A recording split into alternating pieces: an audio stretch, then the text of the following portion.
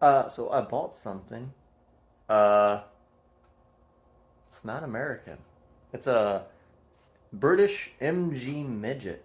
Uh, Probably wondering where the gremlin is. It's out there. It's safe. It's coming back in. No worries. Um, I was on buy sell trade like I normally am, just looking for stuff, and I found this MG Midget. The guy said make an offer. I don't play that game, so I said, "What are you wanting?" And he said, $500 is my lowest offer. So what do you want to pay? I said, I'll give you $500 for it. I have cash in hand. Uh, so he said, there's one guy ahead of you, 500. So if he drops out, I'll let you know. A couple days go by, and he calls me, or sends me a message. He says, "Hey, so this guy backed out. He's not going to be able to get it for like a month. So would you be interested?" I said, "Yes. I can't make it till the weekend. This was on a Tuesday or something like that." He said, "That's fine. Just come on out whenever you can. You're second in line. I'm going to honor that." So I thought that was cool. So I went out this morning. I wasn't able to bring my own trailer, so I called the tow truck, and I'm glad because all the wheels were locked up and exploded, as you can see there. Oh, there we go. Yeah, this one's not as bad. When we get up here, holy cannoli! Yeah, they said they filled it up and it exploded in their face, so that's fun. Um, so I went and got it. I pulled it in. Wife approved. That was neat. She says it's a cute car. I agree. It's a cute little guy. I wasn't sure what I was gonna do with it, but I did just hook up a battery charger to the cables, and actually has a lot of power to a lot of components. So that was neat. The guy has had this car. He bought it in 1975 after he got back from the war. Um, he said he drove it for a while and no problems. But then someone backed into him or hit him in the back bumper area. Right there. Ooh, big oof. But he said after that he had electrical issues and that the battery would drain really fast. So I'm not sure what happened there. Uh, but him and his wife drove this car. And the guy I was actually communicating with, he said that when him and his brother would be with his dad, they would actually ride back here in that tiny little area. And they just hunker down whenever they were coming towards cops or something like that. So I thought that was hilarious. Um, but yeah, really cool story. The wife was there today along with the owner, obviously, and she was sad to see it go. She said, you know, that was our car whenever we were first getting married and stuff like that. So it was kind of sad to see it leave. So yeah, I should send pictures and stuff like that if I end up restoring it. So far, the car I think is savable. There's a lot more rust than I thought, considering the car's been sitting since like 1794, 1974. A little bit more crust and stuff that I thought, considering it's been in a garage its whole life basically. So it must have got driven in some pretty crappy salt weather here in Missouri.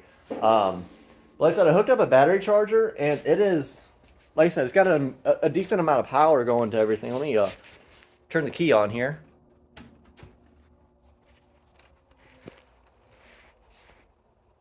So with the key on, we got a light. I would imagine that might be low oil pressure or something like that. Um, we don't have wipers, so I'll have to figure that out. But when you press, don't have here, but the wiper motor does stuff. When you turn the key, the starter spins. I don't know if the Bendix engages, but it does spin. The fan works. Hazards turn on. Takes a little bit, but everything flashes beside one bulb that's burnt out. The lighter works, and Ew. the radio Stuck in a works. cycle of rewashing your clothes? Um, so like I said, I wasn't sure what I was gonna do. Like I said, so I wasn't sure what I was going to do before I tested power, but it seems to be really good. It's so complete. I'm gonna flip around and show you around the car real quick. There's absolutely nothing taken off this car. Everything is there. We got some boo-boos along the right-hand side. Might be fixable. If not, I'll just replace the fender and the door skin. I said, this is the area of question. He says he got hit and then had problems after that. I'm also questioning the insane amount of Bondo I don't know if the guy maybe bought a wrecked or whatnot, because it was painted. You can see the original paint color and then bondoed and more paint. So I'm not sure what happened there. But yeah, this side has an obnoxious rust hole. I didn't see that in pictures. That's the biggest concern I have. As far, how far does this rust go into these? These British cars were not made well, and it definitely wasn't made to resist weather, which is wild because you would think the British cars, you know, they're constantly in rain and stuff like that, that they would worry more about it, but it's whatever. We'll just start digging in and just see what's going on. This car's body lines, reminds me of like the front end almost has Porsche and AC Cobra in it. Really neat. It's got one of the better grills in it. I'll straighten it back out, but that's a really nice grill. The inside is relatively nice.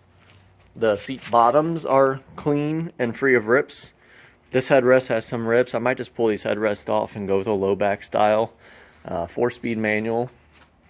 The boot opens. Sorry, trunk. I don't want a boot, probably because everything says is British lingo on this.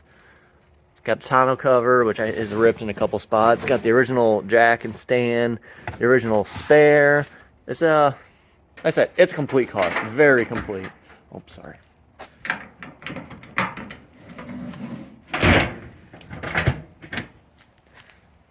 Underneath, all the rubbers are just destroyed. Gas tank's got a big dent in it. Exhaust looks trashed. So I got to figure out why the starter won't engage. I kind of want to see if the engine's going to run before I do anything with the body.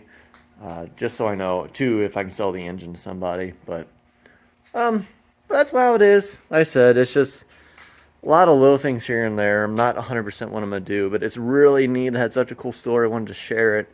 So there it is. Ooh, one more thing before I hop off. That's the battery. Bastard broke in half as I was trying to remove it, which was in a tight spot to begin with.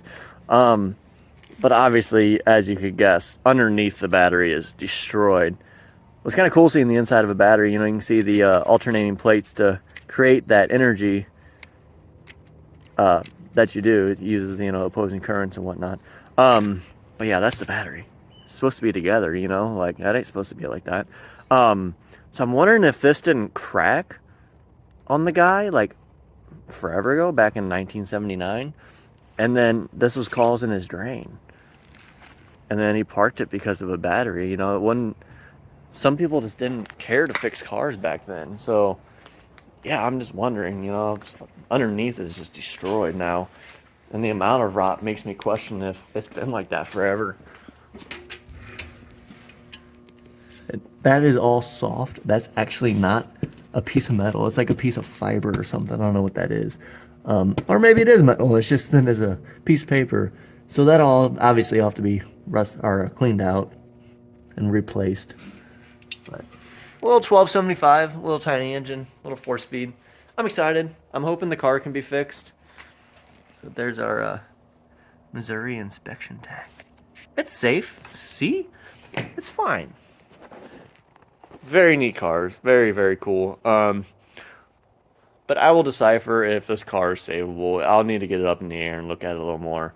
If it's not, I'll salvage parts. But I fell in love with this car so quickly that if it's not savable, I'm probably going to go buy another one. Just because sitting in it just feels so cool. It reminds me of a Miata I had. The only difference is the outside looks really cool. But I'll keep you up to date on this. I'm going to see if I can get the engine running. I'll make another video if I can. Thanks for stopping by.